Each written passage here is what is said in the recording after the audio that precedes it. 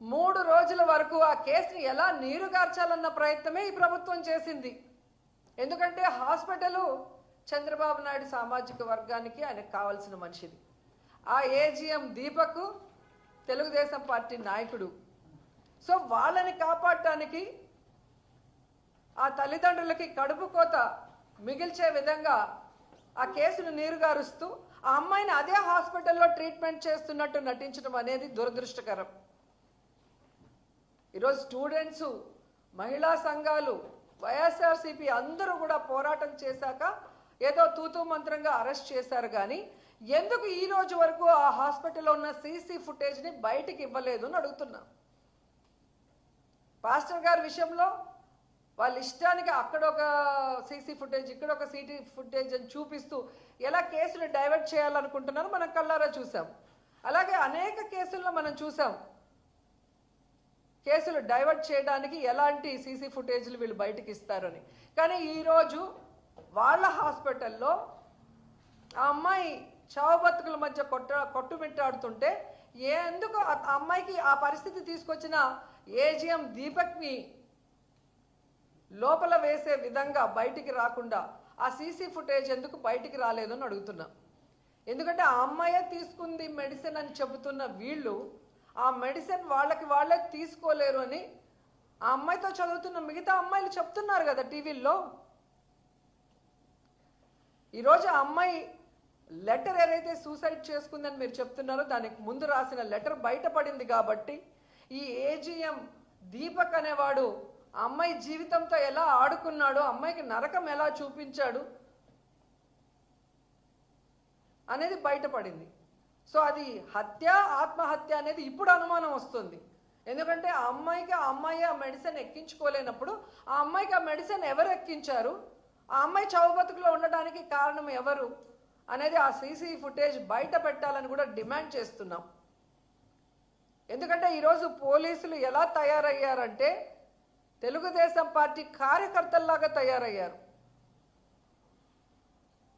ఈరోజు ఎవరికైనా అన్యాయం జరిగితే న్యాయంగా కేసుని ఎక్కడ కూడా డీల్ చేయరు.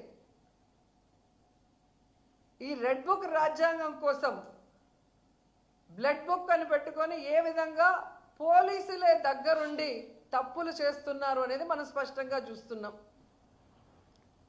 ఏ విధంగా నేరస్తుల్ని కాపాడటానికి పోలీసులు ప్రయత్నం చేస్తున్నారు, కేసుని డైవర్ట్ చేయడానికి ఏ విధంగా నీరుగార్చడానికి ప్రయత్నం చేస్తున్నారో ప్రతి చోట కూడా మనకు కనిపిస్తుంది.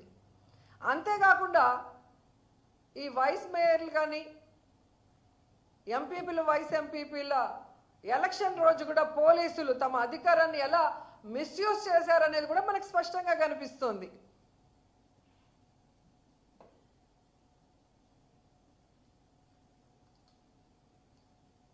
నిజంగా పోలీసు వ్యవస్థ తెలుసుకోవాల్సింది ఒక్కటే, చంద్రబాబు నాయుడు శాశ్వతంగా అధికారంలో ఉండడు. మీరు రూల్స్కి విరుద్ధంగా అన్యాయంగా వర్క్ చేస్తే రాబోయే రోజుల్లో మీరందరూ కూడా పర్యవసానం ఎదుర్కోవాల్సి వస్తుంది. న్యాయ వ్యవస్థ మీద, పోలీసు వ్యవస్థ మీద ప్రజలకున్న గౌరవాన్ని పెంపొందించాలే కానీ ఈ విధంగా అన్యాయం చేసిన వాళ్ళకి అండగా నిలబడి పోలీసులు పని చేయకూడదని కూడా ఈ సందర్భంగా తెలియజేసుకుంటున్నాను. ఎందుకంటే ఈరోజు మీరిచ్చిన ప్రకారమే ఒక రోజుకి 70 మంది మహిళల మీద, పిల్లల మీద అఘాయిత్యాలు జరుగుతున్నాయి, అత్యాచారాలు జరుగుతున్నాయంటే ఎంత దురదృష్టకరమో ఒకసారి చూడండి. సో ఇప్పటికైనా ప్రభుత్వం మేల్కొనాలి. ఆడవాళ్ళ రక్షణ, ఆడవాళ్ళ భద్రత మీద క్యాబినెట్లో డిస్కస్ చేసి ఈ దిశ యాప్, అలాగే దిశ చట్టాన్ని ఈరోజు మీరు కేంద్రంలో బీజేపీతో ఉన్నారు కాబట్టి దాన్ని ఎలాగైనా ఓకే చేయించుకొని తీసుకొచ్చి ఈ రాష్ట్ర మహిళల్ని కాపాడాలని కూడా డిమాండ్ చేస్తున్నాం. ఎంతసేపు వైఎస్ఆర్సీపీ లీడర్స్ మీద అక్రమ కేసులు పెట్టడం, వాళ్ళని చంపించడం, వాళ్ళని హ్యూమిలేట్ చేయటం, వాళ్ళని కిడ్నాప్ చేయటం, ఇవి చేస్తే భయపడిపోతారు అనుకున్నారేమో మేము కానీ ప్రజలు. ఆ పరిస్థితి లేదు అనేది కూడా తెలుసుకోండి. ఎందుకంటే మొన్న ఎగ్జాంపుల్ ఎంపీపీ, వైస్ ఎంపీపీ ఎలక్షన్లో మీరు చూసుంటారు.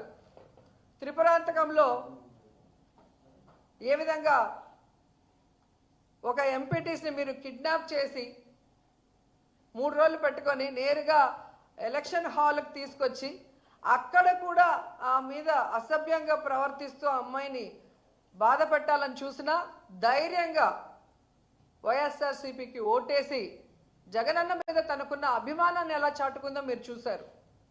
అలాగే మీరు చూస్తే ఎలమంచిలి వైస్ ఎంపీపీ ఎన్నికల్లో ఒక ఎంపీటీసీ వైఎస్ఆర్సీపీకి సంబంధించిన కంబాల సత్యశ్రీ ఎంత ఒత్తిడి చేసినా, ఎంత బ్లాక్మెయిల్ చేసినా, ఆ అమ్మాయి ఎంత పేదరాలైనా ఈరోజు తనకి గుర్తింపు వచ్చింది అంటే జగన్మోహన్ రెడ్డి వల్ల.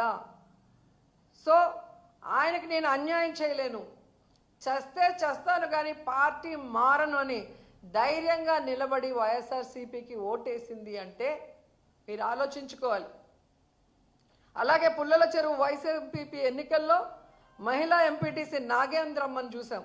ఆమె హస్బెండ్ సబ్స్టేషన్లో వాచ్మెన్గా పనిచేస్తుంటే ఆ ఉద్యోగం పీకేస్తాం మా కోట వేయకపోతే మీరు బెదిరించినా పస్తులైనా ఉంటాము, కూలైనా చేసుకుంటాం, కానీ జగనన్నకు అన్యాయం చేయము అని చెప్పి వాళ్ళు ఎదిరించిన తీరు మీరు చూస్తే ఇప్పటికే అర్థమై ఉంటుంది.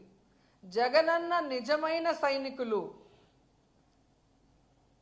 జగనన్న పార్టీకి, జగనన్న అజెండాకి ఎప్పుడూ కూడా కట్టుబడి ఉంటారు. ప్రాణాలు ఇవ్వడానికన్నా రెడీగా ఉంటారు. మీ రెడ్ బుక్లకి, బ్లడ్ బుక్లకి భయపడే వాళ్ళు కాదు అన్న విషయం ఇంకనైనా తెలుసుకొని వాళ్ళు దగ్గర పట్టుకొని మీరు ఇచ్చిన వాగ్దానాల్ని నెరవేర్చడం మీద కాన్సన్ట్రేట్ చేయండి. అంతేగాని ఇలాగే ఇంకా వైఎస్ఆర్ కాంగ్రెస్ పార్టీ వాళ్ళని తప్పుడు కేసులు పెట్టి బెదిరిస్తాం, వాళ్ళని చంపేస్తాం, వాళ్ళని హ్యూమిలేట్ చేస్తామంటే ఇక చూస్తూ ఊరుకునే పరిస్థితి లేదని కూడా ఈ సందర్భంగా తెలియజేసుకుంటున్నాం.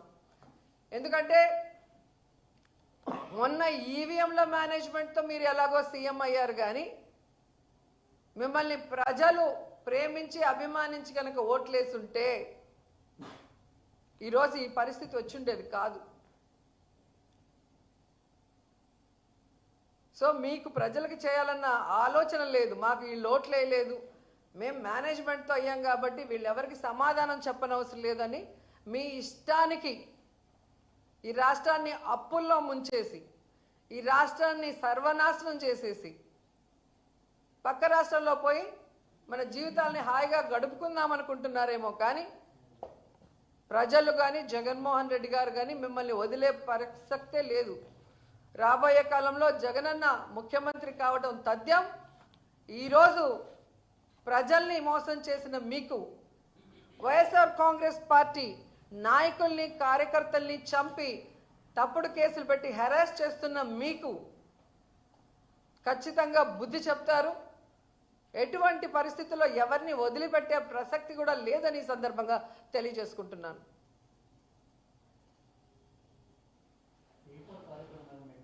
లేదండి,